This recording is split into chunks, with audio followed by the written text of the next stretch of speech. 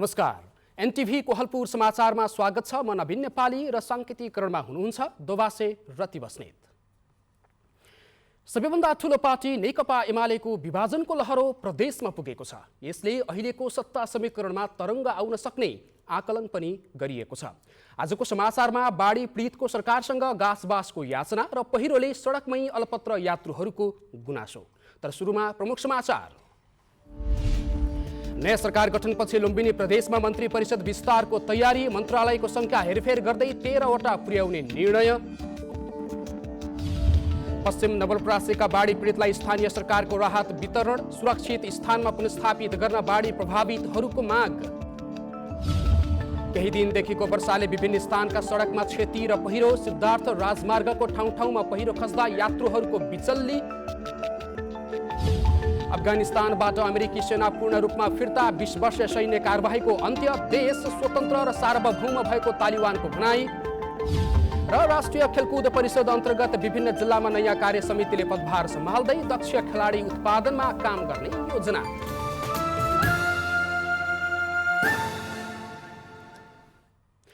समाचार अब विस्तारमा। नयाँ सरकार गठनपछि लुम्बिनी प्रदेश सरकारले मन्त्री परिषद विस्तारका लागि गृह कार्य सुरु गरेको छ। सरकारले मन्त्रालयको संख्या बढाएर 13 पुर्याएको छ। प्रदेश सरकार कार्य विभाजन नियमावली 2078 मा हेरफेर गरी 3 मन्त्रालय थप्ने निर्णय भएको छ। लुम्बिनी प्रदेश मन्त्री परिषदको बैठकले हालका 10वटा मन्त्रालय हेरफेर गरेर 13 पुर्याउने निर्णय गरेको छ। जस अनुसार मुख्यमन्त्री तथा मन्त्री परिषदको कार्यालय, आर्थिक मामिला तथा सहकारी मन्त्रालय, आन्तरिक मामिला तथा सञ्चार मन्त्रालय, उद्योग वाणिज्य तथा आपूर्ति मन्त्रालय र ऊर्जा जलस्रोत तथा सिँचाइ मन्त्रालय रहेका छन्। त्यस्तै कानुन, महिला बालबालिका तथा ज्येष्ठ नागरिक मन्त्रालय, कृषि, खाद्य प्रविधि तथा भूमि व्यवस्था मन्त्रालय, पर्यटन, ग्रामीण तथा शहरी विकास मन्त्रालय र भौतिक पूर्वाधार विकास मन्त्रालय बनाइएको छ। त्यस्तै वन, वातावरण तथा भू संरक्षण मन्त्रालय, शिक्षा, विज्ञान, युवा तथा खेलकुद मन्त्रालय, श्रम, रोजगार तथा यातायात व्यवस्था मन्त्रालय र स्वास्थ्य, जनसङ्ख्या तथा परिवार कल्याण मन्त्रालय गरी कुल संख्या 13 बनाइएको सरकारका प्रवक्ता कृष्णध्वज खड्काले जानकारी दिनुभयो। 1 नम्बरमा प्रदेश सरकार कार्य विभाजन नियमावली 2078 को अनुसूचीमा हेरफेर गरी 13वटा मन्त्रालय बनाउने निर्णय गरिएको छ। मन्त्री परिषद बैठकले लुम्बिनी प्रदेश योजना आयोगको उपाध्यक्षमा बुटवलका वामदेव छेत्री घिमिरेलाई नियुक्ति गरेको छ। आयोगको सदस्यमा कपिलवस्तुका शिवपूजन यादव र गुल्मीका दामोदर भूषाललाई नियुक्ति गरेको छ। प्रदेश योजना आयोगमा उपाध्यक्ष र एउटा महिला सदस्य अनिवार्य सहित 5 जना रहने व्यवस्था छ। त्यस अनुसार वामदेव छेत्री घिमिरे बुटवल 8 रूपन्देही का उपाध्यक्ष, शिवपूजन यादव कृष्णनगर 6 कपिलवस्तु, दामोदर भूषाल मुसीकोट 1। यसै गरी बैठकले पर्यटन, ग्रामीण तथा शहरी विकास मन्त्री दिल्ली बहादुर चौधरीलाई प्रदेश राजधानी व्यवस्थापन समिति संयोजकको जिम्मेवारी दिएको छ। समितिले प्रदेश स्थायी राजधानी दाङको भालुभाङमा आवश्यक पूर्वाधार तयार गर्नका लागि समन्वयको काम गर्नेछ। प्रदेश राजधानी व्यवस्थापन समिति गठन गरिएको छ। हाललाई संयोजक मात्रै तोकिएको छ र प्रदेश राजधानी व्यवस्थापन समितिको संयोजकमा पर्यटन, ग्रामीण तथा शहरी विकास मन्त्री दिल्ली बहादुर चौधरी। मन्त्री परिषद बैठकले प्रदेश पदक सिफारिस समितिमा कपिलवस्तु, कृष्णनगरका ब्रह्मानन्द उपाध्याय, पाल्पाका यज्ञ पोखरेल र रुकुमका जुनकुमारी रोकालाई नियुक्ति गरेको छ। त्यस्तै कर्मचारी व्यवस्थापन सम्बन्धी कार्यविधि संशोधन गरी रुकुम पूर्व र रोल्पाको उत्तरी भेगका कर्मचारीहरूको सरुवा 1.5 वर्ष र अन्य क्षेत्रका कर्मचारीको 2 वर्षमा सरुवा गर्ने निर्णय समेत गरेको प्रवक्ता खड्काले जानकारी दिनुभयो। केशव भण्डारी, नेपाल टेलिभिजन, लुम्बिनी प्रदेश, बुटवल, रूपन्देही। सुदूरपश्चिम प्रदेशका 10 जना सांसदले नेकपा एमाले पार्टी छाड्दै नवगठित नेकपा एकीकृत समाजवादी पार्टी रोजेका छन्। नेकपा एमालेको तर्फबाट प्रदेशसभा सदस्य रहेका सांसदहरूले पार्टी विभाजनसँगै औपचारिक रूपमा प्रदेश निर्वाचन कार्यालयमा नेकपा एकीकृत समाजवादी पार्टीका लागि सुनाखत गरेका हुन्। सुदूरपश्चिम प्रदेशका 10 सांसदले नेकपा एमाले पार्टी छाड्दै नवगठित नेकपा एकीकृत समाजवादी पार्टी रोज्नु भएको छ। विगतमा माधव कुमार नेपाल समूहमा रहनुभएका 17 जना मध्ये 10 जनाले मंगलबार औपचारिक रूपमा प्रदेश निर्वाचन कार्यालय धनगढ़ीमा उपस्थित भएर नेपालले खोलेको नयाँ पार्टी नेकपा एकीकृत समाजवादीको पक्षमा शनाखत गर्नु भएको हो। नेकपा एकीकृत समाजवादी पार्टीका केन्द्रीय सदस्य समेत रहनुभएका आन्तरिक मामिला तथा कानून मन्त्री पूर्णा जोशी, सामाजिक विकास मन्त्री लालबहादुर खड्का, पूर्व मन्त्री माया भट्ट, राज्य मन्त्री चुनकुमारी चौधरी, मना कुमारी साउद, प्रमुख सचेतक दुर्गा कुमारी कामी, कुलवीर चौधरी, अमर बहादुर साउद, बलबहादुर सोडारी र सुशीला बुढाथोकीले माधव नेपालको नयाँ पार्टीको पक्षमा शनाखत गरेको सामाजिक विकास मन्त्री लालबहादुर खड्काले बताउनु भएको छ। कागज नपुगेको कारणले अलिकति ढिलो भएको छ। भोलि चाहिँ मलाई हामी 14 पुगाउने ढङ्गले 4 जना साथीहरू भोलि चाहिँ मलाई गर्नुहुन्छ। अहिलेको मन्त्री दीर्घ सोराडी, अनि त्यस पछाडि पूर्व प्रमुख सचेतक तारा लामा तामाङ, आर्थिक मामिला राज्य मन्त्री अर्चना गतराज लगायत अरू साथीहरू पनि सम्पर्कमा हुनुहुन्छ र हामी 14 भन्दा 15 सम्म हुने सम्भावना छ। भौतिक पूर्वाधार विकास मन्त्री दीर्घबहादुर सोडारी, राज्य मन्त्री अर्चना गहतराज र प्रदेश सभा सदस्य तारा लामा तामाङले पनि मंगलबार शनाखत गर्ने भनिएकोमा उहाँहरू निर्वाचन कार्यालयमा उपस्थित हुनु भएन। सुदूरपश्चिम प्रदेश सरकारका आन्तरिक मामिला तथा कानून मन्त्री पूर्णा जोशीले 4 जनाले बुधबार शनाखत गर्ने योजना रहेको बताउनु भएको छ। उहाँले आफूहरूको बहुमतको पार्टी बन्ने दावी पनि गर्नु भएको छ। तत्कालीन नेकपा एमालेबाट निर्वाचित 10 जना प्रदेश सभा सदस्य माननीय मन्त्रीज्यूहरूले आज हामीले नेकपा एकीकृत समाजवादी पार्टीमा हाम्रो हस्ताक्षर गरेका छौँ, शनाखत गरेका छौँ। हामी 22 गतेसम्म शनाखतको म्याद छ। आजै शनाखतको अन्तिम मिति होइन, त्यस कारणले गर्दाखेरि 22 गतेसम्म जो आउनुहुन्छ हामीलाई लाग्छ 15 जनाभन्दा बढी मान्य सदस्यहरू हाम्रो पार्टीमा चाहिँ शनाखत गर्नुहुन्छ भन्ने लाग्छ। विगतमा माधव समूहमै रहेका संसदीय दलका नेता प्रकाश बहादुर शाह, पूर्व मन्त्री कृष्णराज सुवेदी, पूर्व राज्य मन्त्री प्रकाश राउल र सांसद हर्क बहादुर कुँवरले भने आफूहरू एमालेमै रहने संकेत गर्नु भएको छ।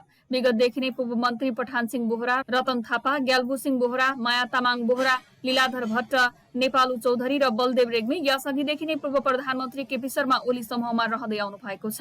निर्मला खडायत, नेपाल टेलिभिजन, सुदूरपश्चिम प्रदेश, कैलाली। केही दिनदेखि सक्रिय मौसम आजबाट सुधार हुने जल तथा मौसम विज्ञान विभागले जनाएको छ। देशको तराई क्षेत्रमा 3-4 दिनदेखि जारी वर्षा आजबाट कम भएको छ, तर मनसुनी वायु सक्रिय नै रहेकाले मौसम पूर्ण रूपमा खुल्न समय लाग्ने विभागले बताएको छ। सुदूरपश्चिम प्रदेशका 1-2 स्थानमा आज मेघगर्जन चट्याङसहित वर्षाको सम्भावना रहेको छ। केही दिन अघिदेखि परेको झरीले लुम्बिनी प्रदेशमा भने रोकिएको छ। बाहिरिने क्रममा सक्रिय बनेको मनसुनले लुम्बिनी प्रदेशको पश्चिम नवलपरासी, रूपन्देही र सुदूरपश्चिम प्रदेशको दार्चुला, बझाङ सहितका विभिन्न भेगमा ठूलो क्षति पुर्याएको छ। पश्चिम नवलपरासीमा बाढीमा परि 3 जनाले ज्यान गुमाए भने 1 जना बेपत्ता छन्। यस्तै दार्चुलामा पनि 3 जनाको मृत्यु भयो भने 2 जना बेपत्ता छन्। विभागले पानी कम परे पनि बाढी पहिरोको जोखिम कायमै रहेकाले सतर्कता अपनाउन आग्रह गरेको छ। पश्चिम नवलपरासीका बाढी पीडितहरूलाई स्थानीय तहले राहत वितरण सुरु गरेका छन्। छाक टार्न मुस्किल भएका पीडितहरूलाई स्थानीय तहले खाद्यान्न र अत्यावश्यक दैनिक प्रयोगका सामग्रीहरू उपलब्ध गराएका छन्। पश्चिम नवलपरासीका सुनवल, रामग्राम, सरावल, प्रतापपुर र पाली नन्दनमा स्थानीय तहले बाढी प्रभावितलाई राहत वितरण गरिरहेका छन्। रामग्राम नगरपालिकाले पीडित परिवारलाई प्रति परिवार 2000 का दरले नगद उपलब्ध गराएको छ भने अन्य स्थानीय तहले आवश्यक खाद्य सामग्री उपलब्ध गराएका छन्। बाढीका कारण घरबास विहीन भएर विभिन्न विद्यालयमा आश्रय लिइरहेका 500 बढी पीडितहरूलाई खाने बस्ने व्यवस्था विभिन्न सङ्घ संस्थाको सहयोगमा स्थानीय तहले नै गरेका छन्। आश्रय लिइरहेकाहरूले बस्ने बास्ने गुमेका कारण पुरानो ठाउँमा फर्कन नसक्ने बताउँदै सुरक्षित स्थानमा पुनर्स्थापना गर्नुपर्ने माग गरेका छन्। विभिन्न सङ्घ संस्थादेखि वडा नगरबाट आएको खानेकुराहरू खाइरहेका छौँ। भन्नुपर्दा त आफूले अब 2-4 पैसा पेन्सिल बिकाएर कमाएको पैसाले बनाएको घर पनि बगाएर लैदियो। त्यही हो सर। अब सरकारले चाहिँ अलिकति बाढी नआउने ठाउँमा राखिदियो हुन्थ्यो जस्तो लाग्छ। सरकारले अब त्यही घर सर गर्दै हुन्थ्यो, अलि सुरक्षा ठाउँमा राख्दै हुन्थ्यो भन्ने चाहिँ यस्तै छ हाम्रो मनमा। बाढीले जिल्लामा झण्डै 200 बढी घर भत्किएका छन्। भत्किएका प्राय सबै घर कच्ची छन्। ती घरको तत्काल पुनर्निर्माण गरी बस्न योग्य बनाउने स्थानीय तहको तयारी छ। घरहरू भत्केकाहरूलाई अब हामी हाम्रो नगरपालिकाले दिने राहत रकमबाट त्यसको पुनः सामान्य निर्माण गरेर हामी त्यसलाई बस्ने लायक बनाउँछौँ र तत्पश्चात सङ्घीय सरकारबाट पनि केही सहयोग हुने। बाढीका कारण डुबानमा परेर पीडित भएकाहरूलाई राहत उपलब्ध गराए पुग्ला, तर घरबार विहीन भएकाहरूलाई पुनर्स्थापित गराउन तिनै तहका सरकारको समन्वय जरुरी देखिन्छ। विकास अधिकारी, नेपाल टेलिभिजन, लुम्बिनी प्रदेश, पश्चिम नवलपरासी। समाचारको क्रम जारी नै छ। अहिलेलाई एकैछिनको विश्राम।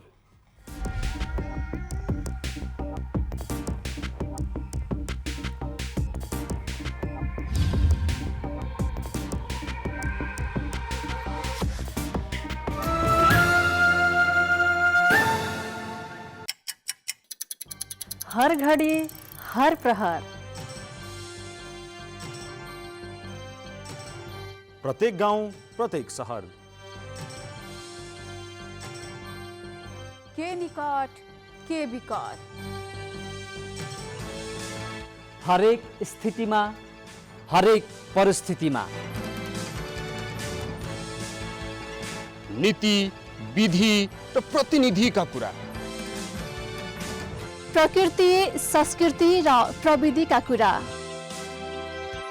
हाम्रो समाचार, तथ्य, सूचना, निष्पक्ष विचार, हाम्रो अभिभारा, तपाईको सूचनाको अधिकार।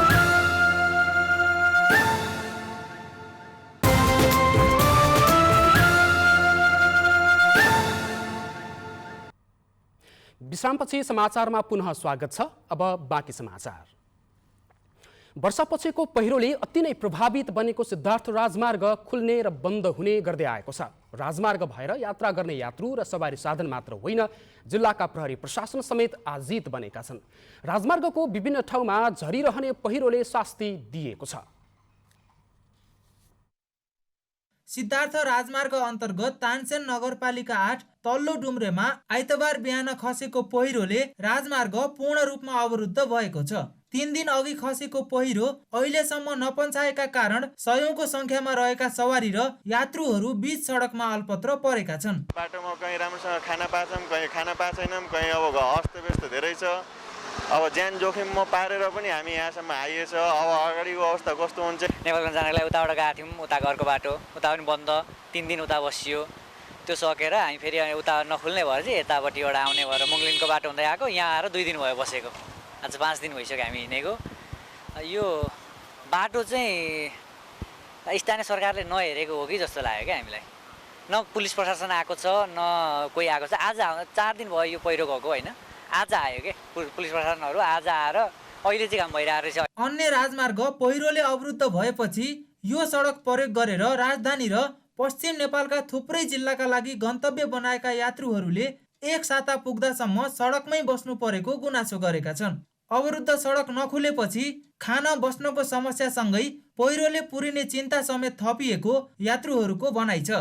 त्यहाँ चाहिँ तपाईँको चाहिँ स्थानीय सरकारबाट चाहिँ एकदमै तपाईँको काम नभएको अवस्था र हामी यात्रुवर्गहरूमा चाहिँ तपाईँको आज तपाईँको 3 दिन भइसक्दा पनि यहाँका मान्छे जुन गाडीवालाहरूले तपाईँको भात खान नपाएको अवस्था र तपाईँको चाहिँ जान नपाउने, तपाईँको बिरामी भएर जान नसक्ने अवस्था भएको कारणले धेरै यहाँ समस्या भइरहेको छ। उता सडक डिभिजन पाल्पाले भने निरन्तरको झरीका कारण पहिरो पन्छाउन समस्या भएको जनाएको छ।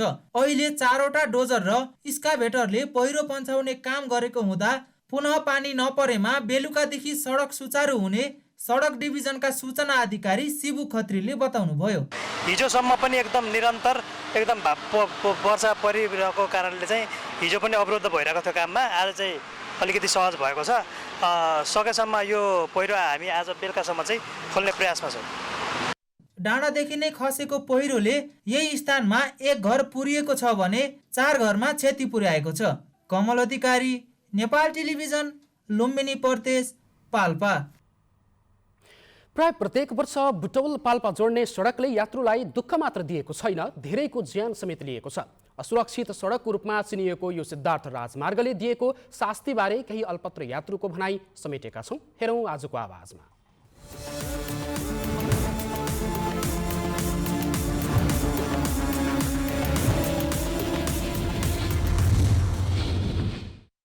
भात खान नपाएको अवस्था र तपाईँको चाहिँ जान नपाउने, तपाईँको बिरामी भएर जान नसक्ने अवस्था भएको कारणले धेरै यहाँ समस्या भइरहेको छ। र यहाँ बल्ल आज तपाईँको 3 दिन भइसकेपछि मात्रै तपाईँको यहाँ चाहिँ गाडी तपाईँको चाहिँ के अरे स्काभेटर र तपाईँको स्काभेटर आएर काम भएको छ। यात्रु हामी त यही अब 4 दिनदेखि यही बसिरहेको छौँ। दुःख यस्तै छ बस्ने, अब कहिले तल कहिले माथि हिँड्दा हिँड्दै यस्तै प्रब्लम भइरहेको छ। खोइ किन ढिलाइ हो, किन प्रशासनले पहल नगरेर हो कि अब यहाँको स्थानीय सरकारले नगरेको हो कि खोइ के हो कि अब कुरो बुझ्नै गाह्रो भइसक्यो। हामीले त एकदम यो त एकदम खराब, हेर्नुहोस् यहाँ बस्ने ठाउँ पनि छैन।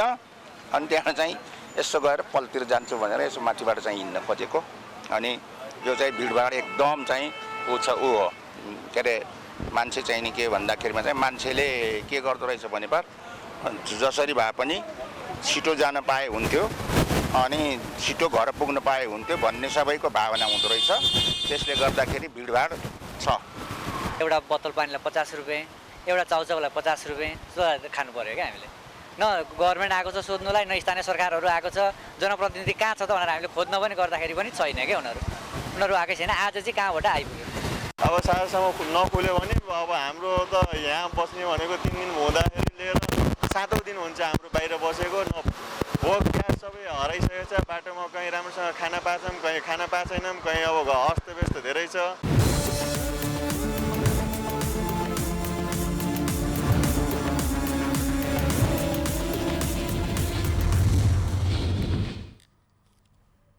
लगातार परेको वर्षाको कारण पहाडबाट झरेको पहिरोले सिंचाई कुलो पुरिएको छ। दाङ गढवा गाउँपालिका 5 स्थित कक्रहवा कुलो सिंचाई आयोजनाको मुहानमा पहिरो जाँदा कुलो पुरिएको हो, जसले गर्दा 60 हेक्टर जमिनमा लगाइएको धानबालीमा सिंचाई समस्या भएको छ। गढवा गाउँपालिका वडा नम्बर 5 कक्रवा निवासी टुकबहादुर केसीको 5 कट्ठा खेतमा गरिएको धान पसाउने तर्खरमा छ। यो बेलामा धानलाई बढी पानी चाहिन्छ, तर सिँचाइ कुलोको मुहानमा पहिरो झरेपछि कुलोबाट हुने सिँचाइ बन्द भएको छ, जसले गर्दा किसान चिन्तित बनेका हुन्। कक्रवा सिँचाइ कुलोको बाँधमा माथिबाट पहिरो खसेर बाँध भत्किनाले हाम्रो 60 हेक्टर जमिन सुक्खा बनेको छ र यो अविरल वर्षाको कारणले गर्दाखेरि त्यो पहिरो गएर हाम्रो खेतीमा पानी आएन, कुलो खन्न हामीले सकेनौँ र हामीलाई सरकारले हेरिदिए पार हुन्थ्यो भन्ने आशामा छौँ। कक्रवा खोलाको पानीले 60 हेक्टर जग्गामा सिँचाइ सुविधा पुगेको छ। 110 घरधुरीका किसानले हिउँदमा पनि सोही खोलाको पानीले खेतीपाती गर्दै आएका छन्। बर्खामा धान, हिउँदमा गहुँ, मकैको खेती हुँदै आएको छ।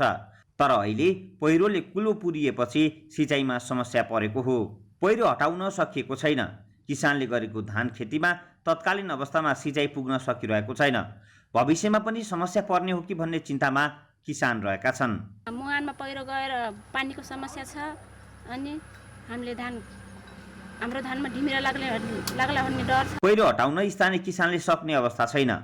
स्थानीय सरकारलाई पहिरोले कुलो पुरिएको बारेमा जानकारी गराइएको छ। पहिरो झरेको ठाउँमा पछि पनि पहिरो नझरोस् भनेर तटबन्ध सहितको कुलो खोलिनुपर्ने स्थानीयले माग राखेका छन्।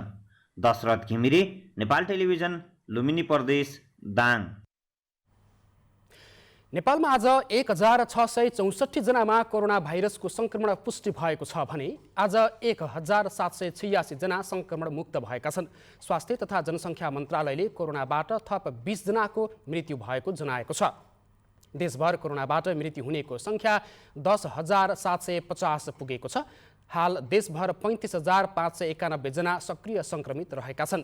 सङ्क्रमित मध्ये 164 जना भेन्टिलेटरमा छन् भने 537 जना आइसियुमा उपचाररत छन्। समाचारको क्रम जारी नै छ, एकैछिनको विश्राम।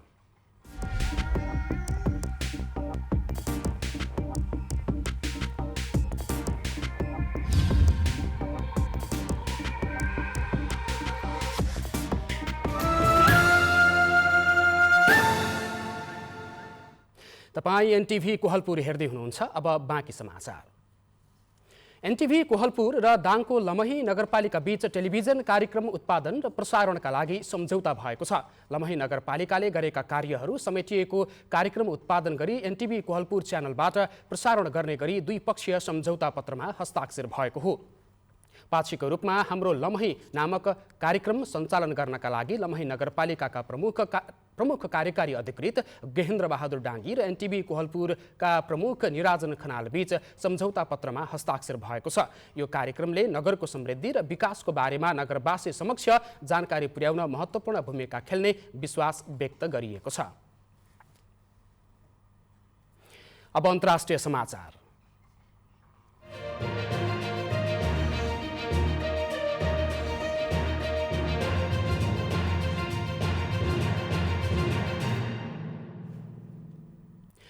अमेरिकाले झण्डै 20 वर्षपछि पूर्ण रूपमा अफगानिस्तान छोडेको छ। यसअघि तालिबानले विदेशी सेना फिर्ताको लागि समयसीमा तोकेकै दिन अगस्त 31 मई अमेरिका पूर्ण रूपमा फिर्ता भएको हो। अफगानिस्तानको राजधानी काबुलबाट अमेरिकी राजदूत रस विल्सन र अमेरिकी कमान्डर जनरल क्रिस गैरातीको अन्तिम उद्धार उडानमा सहभागी भएका थिए। विमान उडे लगत्तै तालिबानहरूले आकाशमा रातो प्रकाश छरेर र मेसिन गन मार्फत गोली चलाएर खुसियाली मनाएका छन्। अमेरिकी फौज फिर्ता हुन थालेदेखि नै तालिबान समूहले अफगानिस्तान कब्जा अभियानलाई तीव्र पारेको थियो। तालिबानले अमेरिकी सेना फिर्ता गएसँगै अब अफगानिस्तान स्वतन्त्र र सार्वभौम मुलुक भएको बताएको छ। अमेरिकी सेना अफगानिस्तानबाट फिर्ता जानु ऐतिहासिक क्षण भएको भन्दै तालिबानको जित सबै अफगान नागरिकको जित भएको तालिबानका प्रवक्ताले बताएका छन्। अब आर्थिक समाचार।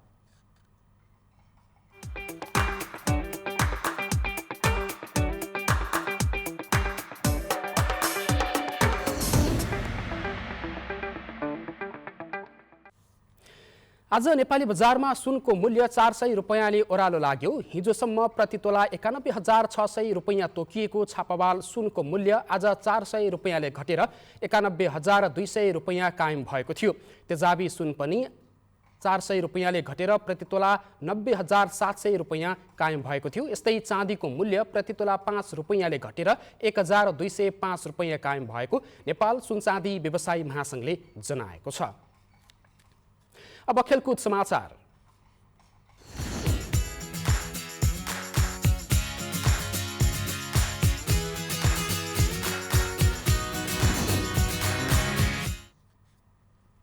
राष्ट्रिय खेलकुद परिषदको 58औं स्थापना दिवसका अवसरमा रूपन्देहीका जिल्ला पदाधिकारीहरूले पदभार ग्रहण र स्वागत सम्मान गरिएको छ। रूपन्देही जिल्ला खेलकुद विकास समिति लुम्बिनी प्रदेशको आयोजनामा लुम्बिनी प्रदेश खेलकुद परिषदका सदस्य सचिव भीम ओलीलाई स्वागत सम्मान गर्दै जिल्लाका प्रमुख कृष्ण शाक्यले खेलकुदको गौरव बढाउने गरी कार्ययोजना बनाउन सुझाव दिनुभएको छ।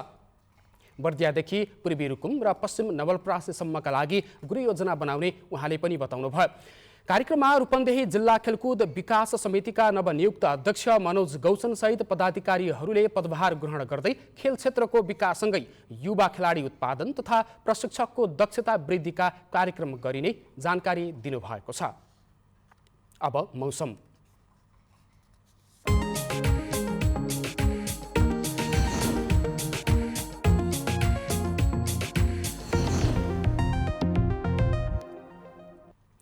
आज देशभर सामान्य बदली रहे कर्णाली र सुदूरपश्चिम प्रदेशका थोरै स्थानमा हल्कादेखि मध्यम वर्षा भयो। आज राति पनि देशभर सामान्य बदली रहे केही स्थानमा हल्कादेखि मध्यम वर्षाको सम्भावना रहेको छ। अब मौसम सम्बन्धी थप विवरण।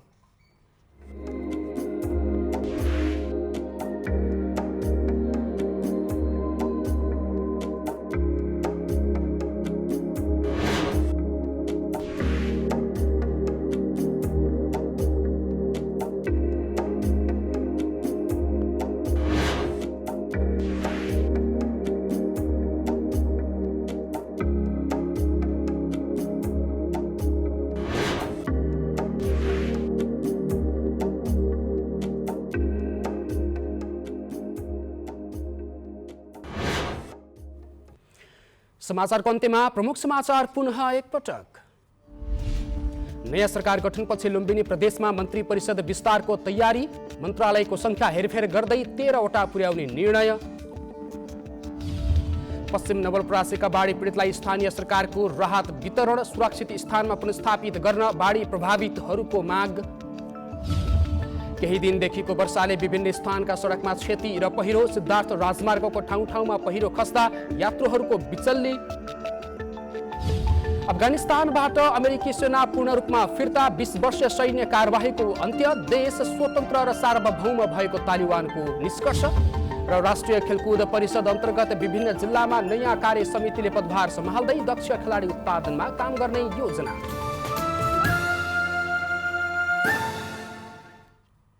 हवस् त अहिलेलाई समाचारको सिलसिला यति नै। बिदा दिनुहोस्। नमस्कार।